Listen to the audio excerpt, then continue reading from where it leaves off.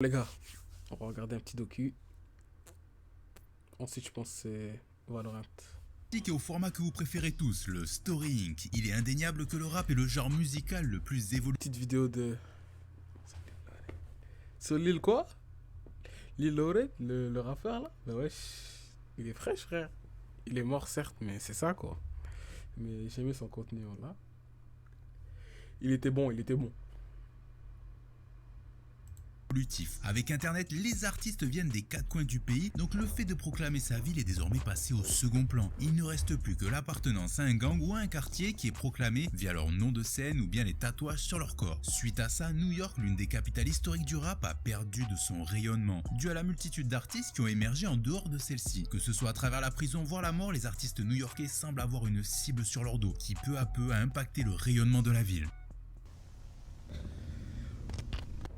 Avant de commencer, il est important de mettre en évidence que la scène new-yorkaise est riche en artistes. Que ce soit du côté underground ou mainstream, il y en a pour tous les goûts. Cependant, aujourd'hui, il manque une personne qui représente la ville, qui l'a fait rayonner dans le monde entier à la manière d'un Biggie ou d'un Jay-Z. C'est dans les années 70-80 que la scène rap new-yorkaise émerge. Et pendant les décennies, elle va dominer le reste du pays et avoir Je une connais pas influence l'histoire. monstre sur l'évolution de la culture. De DMX à Rakim en passant par Nas, Jay-Z ou encore Biggie, je pense que vous avez compris. Néanmoins, cette domination va pousser les autres villes à en faire autant. Et peu à peu, des villes comme Chicago, Houston, Détroit ou encore Atlanta vont créer une concurrence. Mais ça sera dans les années 2000 que le déclin de New York va commencer. L'assassinat de Biggie va laisser un énorme vide jusqu'à l'arrivée de DMX, Jay-Z et Nas qui vont redonner des couleurs à la ville jusqu'à 50 Cent. Malheureusement, 50 Cent va perdre un pari contre Kanye West. La perte de ce duel va mettre un énorme coup au gangsta rap mais également entacher sa ville d'origine car le monde aura désormais les yeux rivés sur celle de Ye. Sur le fait qu'ils ont fait un pari et qu'il l'a raté, ça a touché la ville aussi. Waouh. Waouh. Chicago. Entre-temps, le rap new-yorkais va être en dents de scie jusqu'à l'arrivée d'A$AP Rocky en 2011, qui va de nouveau booster la ville jusqu'à que Chief Keef arrive et monopolise l'attention. Après Wow. ça, New York va se battre de plus belle avec l'arrivée de Nicki Minaj ou bien Bobby Shmurda. Mais tous ces règnes seront plus ou moins éphémères. Le problème est que ces artistes s'imposent, mais avec la concurrence et l'évolution du genre, il est dur de trouver un représentant qui mette tout le monde d'accord. À chaque fois, le règne est passager, tout comme avec 6ix9ine. Le rappeur qui prétendait au titre de roi de la ville a été rapidement stoppé à cause du FBI et de sa fausse double vie. Peu de temps après ça, ce sera Pop Smoke qui viendra le remplacer. Malheureusement, celui-ci sera assassiné avant de pouvoir accéder au trône Non, auquel gars. il était Il avait tout pris, frère. Ouais, pas mal chance en plus. légitime. C'est triste, là, triste. Et à côté de ça, on a une multitude d'artistes talentueux qui se sont révélés, en passant de Lil TJ par Fivio Foreign, Chef J ou encore 22 G's et Sleepy Hollow, mais malheureusement, aucun d'entre eux ne possède l'aura suffisante pour prétendre à la royauté. Tandis C'est qu'à ça. plusieurs centaines de kilomètres, une ville, elle produit tous les plus grands talents d'aujourd'hui, Atlanta. C'est sans aucun doute la ville la plus représentée dans le rap de nos jours, mais également celle avec une longévité sans précédent. Avec la libération de Bobby Schmurda, Wesh. Ok, ok. On va mettre le diagramme, ok? Il y a Kanye West, il vient de Chicago. Après, il y a les grosses villes Chicago, New York et Atlanta. Et là, en ce moment, moi, ce que j'ai vu, c'est que ce que je kiffe le plus, c'est New York et Atlanta, mais mec. et l'explosion de CG, on aurait pu penser que New York aurait eu le droit à un second souffle, mais ça ne semble pas se passer comme prévu.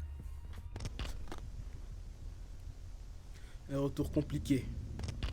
Besoin de présenter Bobby Shmurda, enfermé depuis la fin de l'année 2014, on aurait pu penser que sa hype allait s'essouffler, alors qu'en réalité c'était tout le contraire. Le rappeur nous a laissé avec plusieurs classiques, c'est pourquoi le public s'impatientait de savoir ce qu'il avait en réserve, mais aussi ce que ça donnerait sur un projet entier. Sa communication entre son enfermement et sa libération sera très bien gérée, à tel point qu'on n'aura jamais vraiment le temps de l'oublier. Tombé suite à la loi RICO, due à son appartenance au gang des GS9, le rappeur aurait pu voir sa peine écourtée à 5 ans, sauf que pour cela, son meilleur ami Rowdy aurait dû en faire 12, à la différence d'un 6ix9ine qui a fait tout l'inverse. Entre ça et des morceaux qui ont fait littéralement le tour du monde et sont désormais considérés comme des classiques, le comeback devait normalement se dérouler de la meilleure des manières. Mais comme vous le savez, ce n'est pas le cas, sinon on n'en aurait pas fait une vidéo. Le rappeur qui venait de sortir son plus gros son n'avait pas eu le temps de profiter ne serait-ce qu'un peu de son succès. Sauf que 6 ans en prison c'est long, et encore plus long dans la musique qui a subi d'énormes changements pendant cette période. On a eu la sensibilisation du rap, l'arrivée et le déclin déclin de la drill, l'arrivée de l'emo rap, du mumble rap, du SoundCloud qui vont disparaître pour laisser place de nouveau à la drill. Et Yes, pendant sir. tout ce temps et en seulement 2 vidéos, dont l'un des a snippets trop pour de laisser flow, place ouais. de nouveau à la drill. Et pendant tout ce temps et en seulement 2 vidéos, dont l'un des snippets les plus iconiques de l'histoire, la hype va se maintenir et grossir à l'approche de sa libération. Avec tous ces genres qui se sont enchaînés comme un cycle, Bobby lui sera de retour au meilleur moment, l'explosion de la drill new-yorkaise. Quand on se penche sur son classique, c'est de la drill. Visuellement, l'artiste a dit s'être directement inspiré de Chief Keef, et lorsque l'on se penche sur les lyrics, c'est typique de ce qu'on peut retrouver dans ce genre. Like I told Tish, I see when I shot niggas. Like you seen him twirl, then he drop, nigga. And we keep the mind millies on my block, nigga. Et d'un point de vue du public, on se dit que le retour de Bobby va forcément être une réussite, surtout qu'il était proche de la personne qui a Je vous dis honnêtement, je viens de connaître ce rappeur, mais je pense qu'on va s'intéresser un peu à lui, beaucoup à lui maintenant. contribué à l'explosion de la drill, Pop Smoke. Février 2021, le retour de Bobby Shmurda va être celui d'un roi. Quavo ira le chercher en jet privé et lui ramènera de quoi profiter de son premier jour, que ce soit Favori argent ou femme. Favori, en ce moment, j'aurais dit Lil Baby. Il est trop fort. Il est juste trop fort, ce gars-là. Il est juste trop fort. Mais ce que tout le monde attendait, c'était son premier post Instagram, le premier snippet, le premier morceau, sauf que tout ça va prendre énormément de temps. 1 semaine, 2 semaines, 1 mois, 2 mois, 3 mois, 6 mois à attendre avant d'avoir un retour en musique. Pendant ces 6 longs mois, le rappeur va profiter de sa liberté, mais surtout mentir sur son retour imminent. There's so much shit coming out. It's gonna be a hot summer. It's gonna be a hot summer. Le morceau sortira accompagné Il a dit qu'il a menti, wesh. Pourquoi tu chauffes les gens après tu fais rien? de mois. Le rappeur va profiter de sa liberté, mais surtout mentir sur son retour imminent.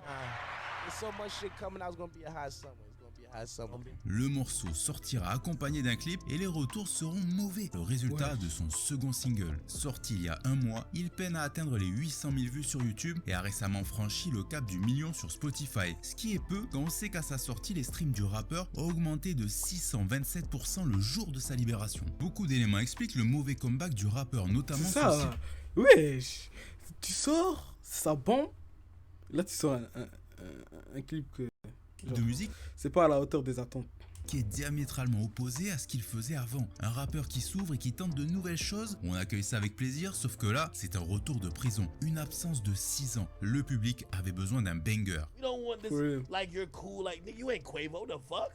Niggas don't want to hear how much money you got. Nigga, we want you to rap like you broke. We want to hear like, yo, you've been in jail and you've been Yeah. hungry. Voilà, comme qu'est-ce qu'il a dit live, c'est comme tu sors, on veut voir comment t'as changé, ce qu'il y a, ce que t'as vécu, des bails comme ça, bon, on s'en fout, t'as du quoi, Obji. Le public attendait à ce qu'il reprenne le flambeau de Pop Smoke, un mélange entre la rue et le flex qui a permis à ce dernier d'exploser. Mais au-delà de ça, Trop le fort, retour fut excessivement long, notamment Trop fort, en vrai, comme s'il a dit exactement, c'est ça, genre, il arrivait à faire le lien entre le flex et la rue, avec. à cause de ses problèmes avec le label. Signé chez Epic Records, d'après l'artiste, il n'a reçu aucune aide de leur part lorsqu'il était incarcéré, ce qui l'a poussé à rompre son contrat avec eux et à rejoindre Roc Nation lors de sa libération. Et c'est cette transition entre les labels qui est sûrement à l'origine du délai de la sortie de sa musique. Mais il y a aussi un autre problème à soulever, c'est le soutien des autres artistes sur ses sorties musicales. Depuis sa libération, bien qu'il ait annoncé des feats, on l'a pas vu être invité sur des collabs avec des artistes. C'est ça, voilà, il aurait dû profiter, comme, il aurait pu faire un faux truc, pas comme un petit truc, mais ensuite, après, là, des dingueries, comme c'est fini. Le fait de voir Bobby sur des morceaux d'un Young Thug ou encore des Migos aurait pu profiter à sa hype et favoriser un meilleur comeback que celui-ci. Et évidemment, la carrière de Bobby n'est pas terminée. Il prépare actuellement un album qui pourrait surprendre tout le monde On et verra. renverser la donne. On verra. Vous avez écouté, on verra ce qu'il va faire. On a peut-être été déçus, mais on va voir. Peut-être été déçus, j'écoute même pas frère, mais tout ce que j'ai écouté, j'y file. Et si on ne parle pas des CG dans GTA, qui lui est un véritable OG, qui fait réellement partie d'un gang, la Groover Street Family. Blague à part, on va parler de ce mec torse nu avec des roues flaquettes qui va monopoliser l'été 2020. L'histoire de ce rappeur est assez particulière. On ne sait pas vraiment qui il est, on sait il me juste rappelle- qu'il est né à Sta- Ce rappeur me rappelle quelqu'un de très proche de moi. Il me rappelle quelqu'un de très proche.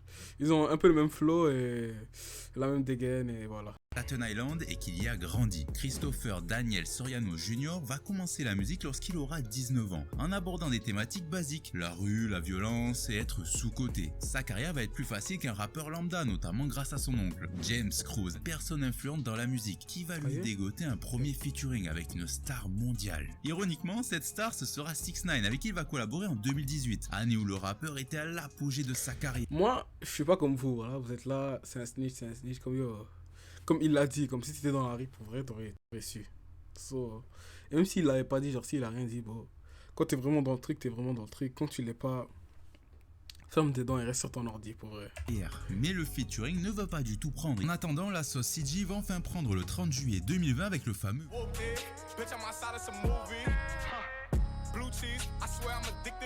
Il y a un paquet de choses à dire sur ce son et les raisons de son succès. On peut commencer par le sample qui est celui de Sanam Ray, utilisé par les défunts King Von et Pop Smoke pour leur morceau Exposing Me. Wow.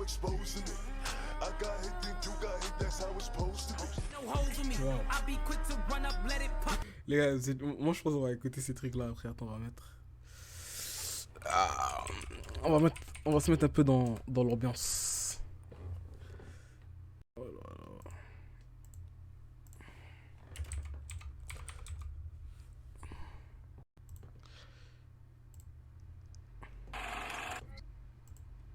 On va écouter les deux trucs là. Après, hein, pas maintenant là. C'était quoi qu'il avait dit sur Un King Von et Pop Smoke pour leur morceau Exposing Me. Encore. Wow. Toujours genre la même musique de derrière. Damn.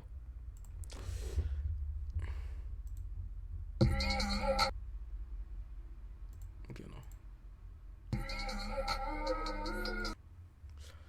Oh là là. Je pense que c'est lui alors. Bref. On continue là. Visuellement et musicalement, on ressent l'inspiration directe de 6ix9ine. Quand on superpose les clips de Gomu et de Whoopty, on se rend compte que la recette est similaire, avec la surexposition du bandana des Bloods. Et musicalement, c'est assez simple. Tout repose sur le mot Whoopty qui rentre directement dans la tête. Et Il est fort, il est facile à reproduire à la manière d'un...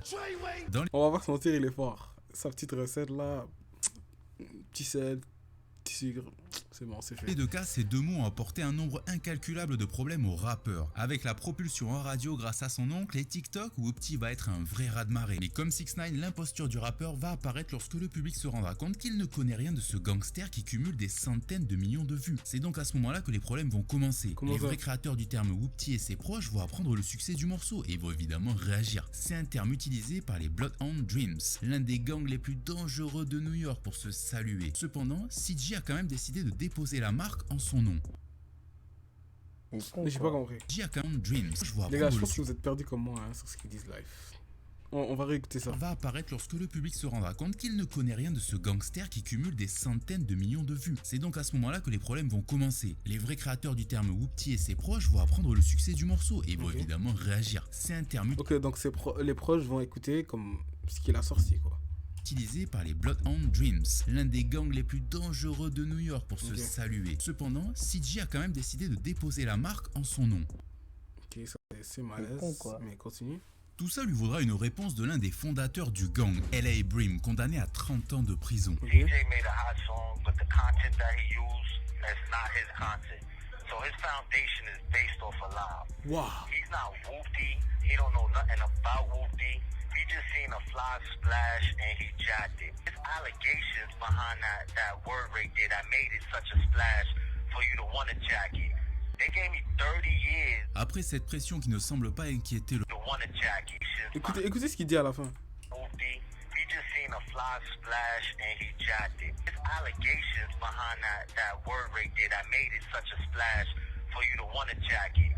They gave me 30 years. Après cette pression qui ne Ils lui ont donné 30 ans avec. semble pas inquiéter le rappeur plus que ça, c'est 22 G's qui va s'en occuper. Connu pour être l'un des pionniers de la drill de New York, mais également un membre craint des Gangsta Disciples, il va lui dédier un morceau. Niggas run up in your casa with the revolver, blow out your mata. Now you niggas saying mata? Little niggas an imposter. Heard he not even whoopty. CG n'étant pas un vrai gangster, il ne va pas lui répondre directement. C'est son équipe qui fera sauter le clip de 22 G's pour copyright, ce qui va faire augmenter les tensions. Et ces menaces ne sont qu'une partie du problème de la carrière de l'artiste. Son morceau Whoopty a créé un effet à la designer. Résumé, un artiste peut sortir un morceau qui va devenir tellement gros qu'il va devenir plus grand que lui. Par exemple, Designer a sorti Timmy Turner qui a autant marché que Panda. Et pourtant les gens se souviennent de Panda instantanément mais pas de l'autre. CG a beau sortir des morceaux qui fonctionnent mais aucun n'arrive à la cheville de Whoopty en termes d'envergure. Et à ça on peut ajouter que la personnalité de CG ne joue pas forcément en sa faveur. Ceux qui apprécient sa musique ne peuvent pas forcément s'attacher à lui car on ne sait rien de lui, donc difficile de se projeter. Et ceci explique son manque de fanbase, contrairement aux rappeurs de son registre. Vous l'avez compris, Comme il l'a dit, il a exactement dit le mot. Genre, tu fais un truc qui devient tellement plus haut que toi que personne te connaît. Il connaît juste le truc que t'as fait, pas toi. Wesh, et donc pas de fanbase. Et donc, plus R. CG ne pourra pas prétendre au trône, que ce soit à travers sa musique ou bien à travers sa personnalité. Mais bien pire encore, sa carrière pourrait être rapidement écourtée. CG répond finalement à 22 G's dans le fameux Hit Up et creuse sa tombe. On a l'impression de revivre un peu de 6ix9ine à travers CG car il va utiliser les mêmes méthodes, les mêmes termes et tout ça en étant illégitime. You know this shit can get tricky. Look, I catch a blicky, yeah. Man down in my city. Le terme Blicky représente une arme qui est régulièrement utilisée par les membres des Bloods, mais c'est également le nom du set de 22 G's. CG tout au long du morceau va faire le récit du meurtre de son ennemi jusqu'à reprendre ses expressions et faire le signe des GDK. Ce signe utilisé par les Black Disciples, leur gang ennemi, signifie Gangsta Disciple Killers, traduit littéralement par tueur de Gangsta Disciples. Que ce soit la police qui doit surveiller activement les clips ou paroles de CG ou encore 22 G's et le reste de son gang qui va chercher à se venger, on ne voit pas comment la carrière du rappeur pourrait être longue et sereine. On ne lui souhaite pas de malheur au contraire, mais en s'inspirant de 6ix9ine, il reproduit peu à peu les mêmes erreurs. Sauf que là encore, 6ix9ine était meilleur sur un point, sa personnalité était unique, contrairement à CG. Voilà qui conclut notre épisode sur le rap new-yorkais. On aurait pu prendre plusieurs autres exemples, mais ceux-là sont les plus récents et actuels dans la course au trône de cette ville. On espère que la vidéo vous a plu. Dites-nous qui vous pensez être légitime pour être considéré comme le meilleur rappeur de New York actuellement. Merci d'avoir regardé cet épisode. On se capte très vite. Prenez soin de vous. Peace. J'ai adoré. Les gars, est-ce que vous avez aimé? J'ai adoré. Il était sur les points. Il disait ce qui se passe. Comment il s'appelle? Bref, la vidéo de World Mag qui parlait de New York. On vient tout juste de finir la vidéo.